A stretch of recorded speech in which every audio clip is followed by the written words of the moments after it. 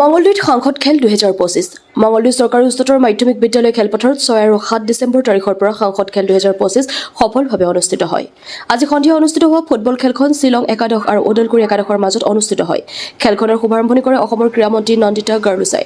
উত্তেজনাপূৰ্ণ এই খেলখনত শ্বিলং একাদশে সুন্দৰ প্ৰদৰ্শনেৰে ওদালগুৰি একাদশক 2-0 গলত পৰাস্ত কৰি চূড়ান্ত ট্ৰফী লাভ কৰে।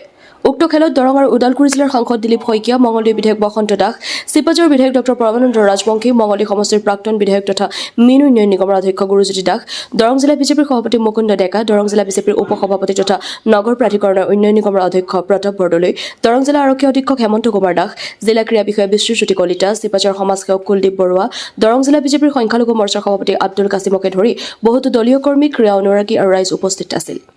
মঙলদৈৰ পৰা মিৰ্জাইল ইৰফানৰ প্ৰতিবেদন AIN লাইভ। আজি সাংসদ ক্ৰীড়া মহোৎসৱ কিছু সময়ৰ আগতে অসমৰ কেবিনেট মন্ত্ৰী, খেলৰ মন্ত্ৰী নন্দিতা গাৰুচা বাইদেৱে উদ্বোধন কৰিলে। ইতিমধ্যে পূৰ্ণগতিত PSC শ্বিলং আৰু নিউ মডেল স্পৰ্টছ ক্লাব ওদালগুৰিৰ মাজত ফুটবল খেলা চলি আছে আৰু আজি যথেষ্ট জনসমাগম হৈছে। বহুদিন বিৰতিৰ পিছত মঙলদৈ চৰকাৰী উচ্চতৰ মাধ্যমিক বিদ্যালয় খেলপথাৰখন উদুলিমুলিৰ পৰিৱেশ এটা হৈছে। আশা ৰাখিছোঁ অহাকালিও ৰাতিপুৱা 9 বজাৰ পৰা ল'ৰা ছোৱালী উভয়ৰে ভলীবল আৰু কাবাডী খেল হ'ব, ৰছী টনা খেল হ'ব, মিউজিক চেয়াৰ হ'ব, কলা ভঙা হ'ব আৰু যোগাসন হ'ব, কাৰাটে হ'ব। আমি সকলো ৰাইজৰ সহায় সহযোগিতা আৰু উপস্থিতি আমি কামনা কৰিছোঁ।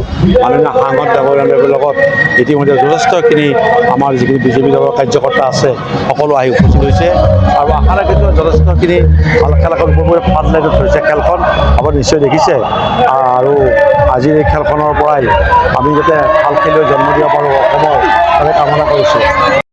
যিকোনো খবৰ আৰু বিজ্ঞাপনৰ বাবে যোগাযোগ কৰক 7896121996।